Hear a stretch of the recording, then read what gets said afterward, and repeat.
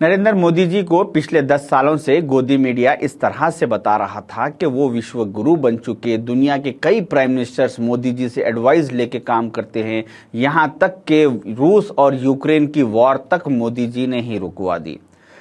इस तरह से ये गोदी मीडिया झूठा प्रोपोगंडा चला रहा था। अगर ये हकीकत होती, ये सच्चाई होती, तो मोदी जी आज जब इलेक्शन आया तो अपने इन इतने बड़े कारनामों की बुनियाद पे वो वोट मांगते, बजाय उसके वो आज भी हिंदू और मुसलमान के नाम पे वोट मांग रहे हैं। रिसेंटली एक जलसे से खिताब करते हुए मोदी जी ने कहा, जो गोल्ड है बहनों का और जो संपत्ति है, ये सबको समान रूप से वितरित कर दी जाएगी कि अगर 2024 में कांग्रेस गवर्नमेंट फॉर्म करेगी तो उसके बाद भारत के तमाम लोगों का हिसाब किताब करके, पैसे का, सोने का ये हिसाब करके वो ले लेगी और मुसलमानों में जो ज्यादा बच्चे पैदा करने वाली कौम है उनमें बांट देगी।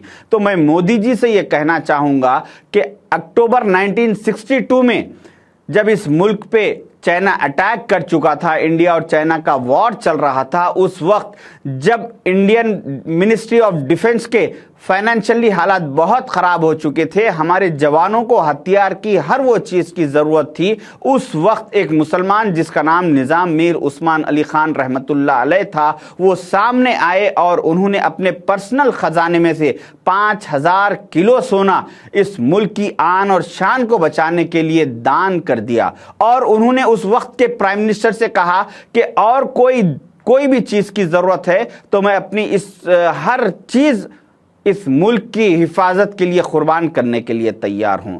तो मोदी जी को चाहिए कि सोच समझ के बात करें। और उन्होंने एक तंजिया बात मुसलमानों पर करते हुए कहा, इसका मतलब ये संपत्ति इकट्ठी करके किसको बांटेंगे? जिनके ज्यादा बच्चे हैं उनको बांटेंगे, जो ज्यादा बच्चे पैदा करते हैं। तो मैं एक मुसलमान हूं, मुझे सिर्फ 4 बच्चे हैं। मेरे दोस्तों में, रिश्तेदारों में, मिलने जुलने वालों में, जान पहचानत के लोगों में, मैं सारे लोगों में देखा किसी को 2, किसी को 3 और किसी को 4 बच्चे हैं। कोई ज्यादा बड़ी फैमिली मुझे नजर नहीं आई। मगर गुजरात में एक फैमिली है जिसके 6 बच्चे हैं, वो नरेंद्र मोदी जी की फैमिली है। नरेंद्र मोदी जी के माँ बाप को 6 बच्चे थे, जिसमें से तीसरे नंबर पर मोदी जी है। अगर नरेंद्र मोदी जी के मां बाप मुसलमानों की तरह ज्यादा बच्चे पैदा नहीं करते, हमारे दो की पॉलिसी इख्तियार करते, तो आज ना तो मोदी जी इस दुनिया में होते और ना ही तो आज देश इतना बर्बाद होता, और ना ही तो अडानी और अंबानी उतने अमीर होते, ना ही तो आज किसान सुसाइड करता, और ना ही तो मणिपुर में भारत के बेटियों को नंगा घुमाया जाता, और ना ही तो आज 100 करोड़ भारत के लोग महंगाई की मार से परेशान रहते। तो मोदी जी को चाहिए कि सोच समझ के बात करें, क्योंकि जबान सबके मुंह में है, बोलने हमें भी आता है, मगर हमारी मजबूरी ये है कि हम एक पढ़े लिखे घराने से ताल्लुक़ है। हम कोई रोड छाप या कोई रेलवे स्टेशनों पे चाय बेच के जिंदगी गुजारे वाले नहीं है। इसी तरह से इनके साथी अमित शाह जी एक 4 दिन पहले हैदराबाद आए और उन्होंने कहा कि अगर 2024 में बीजेपी सेंट्रल में गवर्नमेंट तीसरी मर्तबा फॉर्म करेगी तो जो तेलंगाना में 4% मुस्लिम रिजर्वेशन है, उस रिजर्वेशन को जो अनकॉन्स्टिट्यूशनल है, इसको हम खत्म कर देंगे। भारतीय जनता पार्टी ने निर्णय किया है कि मुस्लिम रिजर्वेशन जो यहां पर टीआरएस और कांग्रेस ने किया है, हम उसको समाप्त कर तो मैं बीजेपी के वोटरों से ये कहना चाहूंगा कि बीजेपी की पिछले 10 साल से सेंट्रल में गवर्नमेंट है। अगर ये अनकॉन्स्टिट्यूशनल होता तो ये उसको आज तक खत्म कर चुके होते। कॉन्स्टिट्यूशन के हिसाब से लीगल है, इसको वो खत्म नहीं कर सकते इस वजह से। मगर आज जब इलेक्शन है तो इनके पास, आपके पास आके वोट मांगने के लिए कोई बात नहीं है, कोई मुद्दा नहीं है, इसीलिए ये लोग जुमलेबाजी करके आपसे वोट मांग रहे हैं। जबकि आपको देखना चाहिए कि अमित शाह जी के बेटे जय शाह दुबई में शेखों के साथ अपने काम धंधे में मसरूफ है, और स्मृति ईरानी की बेटी गोवा में अपने कारोबार में मसरूफ है, राजा सिंह के बच्चे वो अपने काम धंधे में मसरूफ है।